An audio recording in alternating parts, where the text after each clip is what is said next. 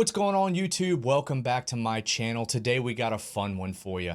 I'm going to be looking at all the versions of Michael Myers that we've seen on film. Not the kids, not the little kids, but just the adult versions. And I'm going to rank them from the worst to the best. I'm not looking at the movies. I know you can't completely separate that because I am going to be looking at not only the mask, but his overall look and some of the feats that he pulls off in the movie. So I can't completely separate the movie, but I'm not ranking the movies. I'm ranking the individual Myers. So just because I don't like Rob Zombie's take on the movies doesn't mean that I'm not going to like Tyler Mane as Myers. So, and some of the characters, we have some actors who have played multiple movies. If their iteration was pretty consistent, I left it at 1. If they were widely different, I did separate them. So I came up with 10. So let's go ahead and take a look. Now, I'm not going to spend a lot of time with these lower end stuff because most people have ragged on them plenty. But number 10 is Don Shanks from Part 5. This is easily, well, not easily, I definitely was back and forth between this and number 9, but absolutely deserved one of the bottom 2 spots. This is one of the worst versions of Myers we've ever seen. I hate the mask. I hate how it like hangs out really bad. It's really big and sloppy looking. I just don't like the way that they portray Myers in this movie either. I mean, he makes some really silly decisions. I don't like the way he doesn't stalk very well. He also drives Tina around in a car for, an evening and then lets her get out of the car and doesn't kill her and she ends up getting saved. That was kind of a silly choice. And he also takes his mask off and he cries at the end. I mean, that alone was the deciding factor. If my Myers cries, it's the bottom. He's easily number 10. I'm sorry it wasn't your fault, Don Shanks. This was mostly just the direction, but you had a shitty look and I mean, don't cry. There's no crying in Halloween. There's no crying in Halloween. Number 10, Don Shanks, Part 5. Number 9 on my list is George P. Wilbur from Halloween 4. Now, most people agree that this is one of the best sequels and it had a chance to be arguably the best Halloween movie of all time had they just gotten Michael right. But they went so off base. It's so bad. The mask is completely painted so white you lose all of the distinguishing features. In one scene, he has blonde hair, and then you gave him shoulder pads, so he kind of stands there like this. He does not look menacing at all. I have to fight back laughter almost every time I see him on screen, which is a shame because this movie really could have been something special. And it's a testament to everything else, all the actors, Donald Pleasance, everything else worked so well that this movie's still really fondly remembered, but it's sure as shit not because of Myers. This is one of the worst versions. I went back and forth about putting this one at the bottom just because I hate it so much, but yeah, the Don Shanks version crying was the deal breaker, but this is going to be number 9. Still pretty offensive, still pretty bad, very embarrassing rendition. I'm glad he got a second chance. Number 8 is Brad Lore from Halloween Resurrection. He's not offensive. I mean, there is a part of this movie that's pretty bad when he gets bitched out by Busta Rhymes as Freddy. That's really hard for me to watch. That's a reason why he's really low on this list. I don't like the drawn on eyebrows. There's some shots of him that are decent. They get the lighting right, but there's also some really bad shots as well that I'm not a fan of. And overly, I find him boring. He's stuck in a really boring movie. It's a really boring portrayal. It's uninspired. It's just kind of a cheap knockoff Myers. He's about as believable in the suit as Freddy was. So it doesn't work for me. I'm not a fan of this movie. I'm not a fan of this Myers at all. Number 8, easily number 8. Number 7's Chris Duran. Now, this is a movie that I'm actually a really big fan of, but it's not because of Myers. Again, that seems to be a running theme here. I don't think that they really nailed the portrayal here. Chris Duran's just too small. None of the masks they picked, save for the one that they used in the very, very beginning, which is just the Halloween 6 mask, they decided not to use that because they didn't want any connection to the Thorn trilogy. So they ditched that. They bring in these other 2 masks and a CGI mask, an actual CGI mask. It's embarrassing. It's embarrassing. I don't like the hair. I mean, his hair looks like mine. Is this the hair of a freaking serial killer? Would you be afraid of this coming at you? No. And you got these big ass bug eyes. They show him too much. I mean, we heard through all of these movies how terrifying and how dark and black these eyes were, the devil's eyes. And then we get him up and he's like, Hi, hi, hi, Lori. And he gets kneed in the nuts, and he's, oh my god, my balls! Like it just there's too many moments where he's just not scary. Him watching him like fidget at the gate trying to get in the gate, laughable. There's just it doesn't work. I love this movie. Love this movie, love the ending of this movie. I do like the part where he lowers himself down. I hate that they tried to do it again in Resurrection because it only is a one and done. It worked really awesome the one time, but not again. So, not his fault. Chris Duran did a fine job. He's just too small, not menacing. There's no brutality in this movie at all. Just not scary. Number 6, I wanted to give a special shout out to Aaron Armstrong. If you don't know the name, he is the stunt actor who played Flashback Myers in Halloween Kills when we jump back to 1978. It's only a few minutes, but in those few minutes, it's arguably the best part of the movie. I love that Christopher Nelson nailed the mask. The mask looks perfect. And you can tell that Aaron Armstrong went to the Nick Castle School of being the shape. He is believable as the same man. He walks the same. When you see him dodging the police, you feel it. You just get that awesome sense that this is the same guy. And then when he springs to life and in his sister's room and attacks the cops, it's perfect. He looks amazing. I love it all. I love the way they shoot him. I love the way that the lights are shining on him just enough to keep him scary, but not showing everything. Wonderful cinematography, wonderful direction, wonderful effects work again by Christopher Nelson and his team. They did a beautiful job. I didn't want to put him at the top of the list, even though this is one of my favorite portrayals, and I didn't think it'd be right to leave him off the list completely. He does play Myers in a feature-length film for a few minutes, so I put him pretty much right smack in the middle. Number 6, wanted to give you a shout out. Awesome moment, awesome scene, and it's number 6 on my list. Number 5 is Dick Warlock from Halloween 2 from the 1980s, the original Halloween 2. Now, I will admit, if you're trying to watch Halloween 1 and Halloween 2 back to back, there are a number of things that stand out to make you realize this is not the same guy. Obviously, the mask, even though it's the same exact mask, looks different. It fits Dick Warlock's wider face a little bit tighter. It has a yellowy hue to it because famously it was put in Deborah Hill's room and she smokes like a chimney, so it kind of turned yellow. Kind of disgusting if you're a smoker to think about that. But so it's just, they don't work as well as they could back to back, also because of Dick Warlock's performance. Now, I do like it. I like it a lot, but he's so robotic that it doesn't feel like the same man. But at the same time, as a standalone movie to itself, like if you just watch Halloween 2, there is something otherworldly about him. He does feel like the shape. He feels like a ghost. He feels like more than a man. And he kind of feels like a Terminator, the way he walks. He's going to walk super slow. He's going to walk slower than my 7-year-old walks when I want him to go to bed. But he's going to keep on coming.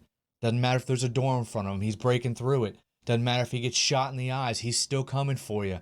And I think that there's definitely a level of fear to that I mean, it struck me as a kid. This is one of the scariest ones I remember watching as a child. And a lot of it, I think, is because of just how robotic and inhumane Dick Warlock played Myers in part 2. So I'm going to put it at part 5. Again, it's not top, but it's certainly way better than some of the shit that we've seen below it. So number 5, Dick Warlock part 2, one of my favorite sequels, a lot of people's favorite sequel, and one of the better performances. I like it. I know some people shit on it, but I think it works. It's definitely creepy, again, with the robotic movement. So number 5, Dick Warlock, Halloween 2. All right, now we're getting into the best of the best. Number 4 is George P. Wilbur's second appearance on my list.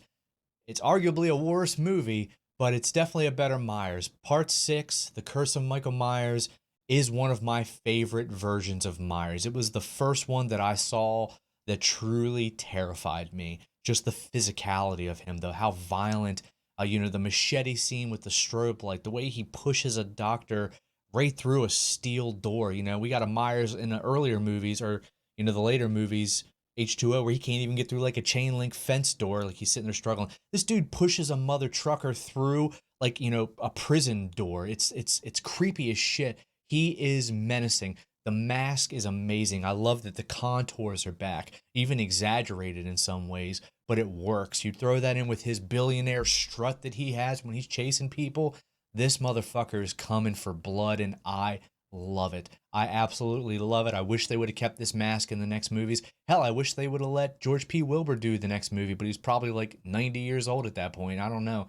But anyway, I absolutely love, love, love this portrayal, and I think it deserves a number four spot. Easily top four. Might be even should be a little bit higher. I don't know, but I love this movie and I love this portrayal. I'm glad you got redemption, George. Thank you so much for this badass portrayal. Number three is going to be Nick Castle from the original Halloween. And up until recently, he might have been number one on my list. But again, I think that's looking at it through the lens of the movie. If you go back and just look at that Myers, he's pretty reserved, pretty understated. There's not a whole lot of brutality, just a couple of quick kills. He's still super creepy. He's still the definitive version for like stalking and, kind of creeping through the shadows and just being the shape, a ghost like figure. And they show him in the daytime and he's still creepy as shit. And that's a testament to, how well, John Carpenter was able to capture him on film, even in the daylight, the shrub scene, the scene where she looks out her window and he's just standing there by, the clothesline. Both are iconic shots, both bright, bright as day. It's crazy that they were able to make him so scary. And then when night falls, the way that they shot him, the way that he was directed, the music, it all made him so scary. But at the end of the day, he's not that physically imposing. We haven't seen the crazy super strength. I know he does pin somebody to a wall, but I suppose a human could do that. It's not as crazy as some of the latter things we've seen Myers do. But I still got to give reverence to the original. I got to give my respect, give my flowers to Nick Castle, but because without him, we're probably not standing here today talking about Michael Myers. So you deserve a spot on the podium, my friend, and you're absolutely deserving of the probably a higher spot on my list. I'm sorry that I have two people above you. I feel like it is a little disrespectful, but I just feel like the next two guys are, almost the total package when it comes to Michael Myers. But Nick, you did it all right, my friend. You are amazing in the role, and we all love you. Your fans love you. Thank you so much. Number two is Tyler Mane from Halloween 1 and Halloween 2. Rob Zombie's Halloween 1 and Halloween 2. His look changes. He does become more Hobo Myers in the second one instead of wearing the jumpsuit and a mask. The second one, I hate that he takes the mask off. I hate that he's just kind of walking around like a hobo. But there is no denying that if you take away my feelings about these movies, which, spoiler alert, I'm not a fan of either of these movies, really. H2 has kind of grown on me a bit, but just not a fan of Rob Zombie's take on the movies. But Tyler Mane, the dude's like 6'9", 6'10". He's an absolute unit. If you want to talk about Michael Myers that I would not want to run into in a back alley, I mean, who would pick a fight with that dude? He has brutality upon brutality. He's smashing people's heads. He's stabbing them 50 times. He's grunting, which again, I don't like, but it's still scary. It still makes you think, holy shit, I don't want to run into that dude. And it's true. He is the most brutal Myers we've ever seen. He's the biggest, scariest, gnarliest version of the character. And if you're telling me that he doesn't scare you, you're probably just bullshitting yourself, because I'd love you to say that to his face. I'm sure as hell not. Tyler Mane, you are a terrifying figure, probably a lovely human being, but you made a kick-ass Myers, even if I don't like the movies all that much. I still got to give you respect, man.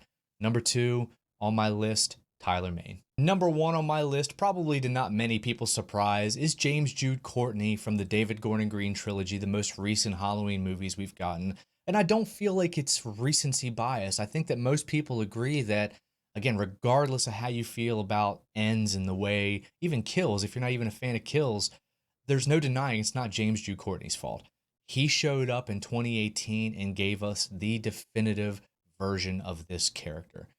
Everything from the way he moves, the way he's shot, the way he kills is absolutely terrifying. This is a man that will walk into a convenience store in broad daylight and rip a dude's jaw out, steal mechanics, coveralls, and then go into the bathroom and just, his body count was higher and just vicious. The way that he worked through everybody in front of him like a man-eating shark. He still showed some, I don't know if I want to say control, but there was a scene where he could have, killed a baby. He didn't kill the baby, but he did kill a young boy. That's creepy.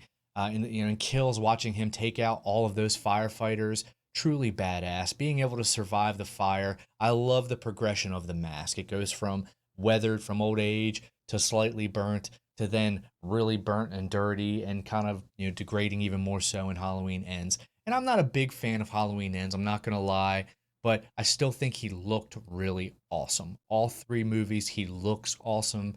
Uh, Christopher Nelson did an amazing job. I have to give the flowers where the flowers are due. James Jude Courtney turned in the definitive performance of Michael Myers that I feel all future performances will be judged upon.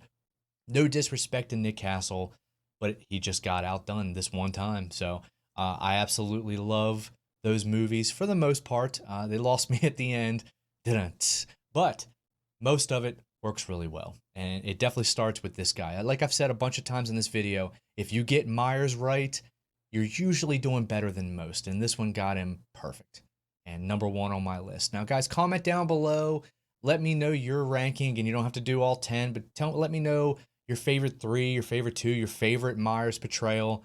I'm sure I'm going to see a lot of Nick Castle love. Perfectly fine. I love that dude. I love that performance. Probably going to be some Tyler Mane love. But I think that most people are going to agree that James Jude Courtney deserves that top spot. But let me know your opinion down below. If you like the video, like the video. It really helps the channel. If you're new here, think about subscribing. It takes just a second to click that little button, and it really helps. I'm so close to being able to grow the channel by having a little bit of money to put towards it. Right now, I'm just doing this all for free. I make nothing off this, but I love doing it so much. I love talking movies with you guys, and I'm committed to keep pumping out content. I'm in talks with somebody to potentially start a horror podcast, so be on the lookout for that. That may come in the near to immediate future. Very excited about that. So, y'all, thank you very much for the support. Thanks for watching. Thanks for being fans. Thanks for being horror fans. We love this community. I love this community. All the horror fans, you're all so passionate, and especially the Halloween fans. If you're a Halloween junkie like me, you love this franchise, and you're excited to see where we're going in the future. Maybe we'll have some more Myers to add to the list in the next 5 to 10 years. Thank you all very much. Have a great day. Be good people. Be good to each other, and we'll see you next time.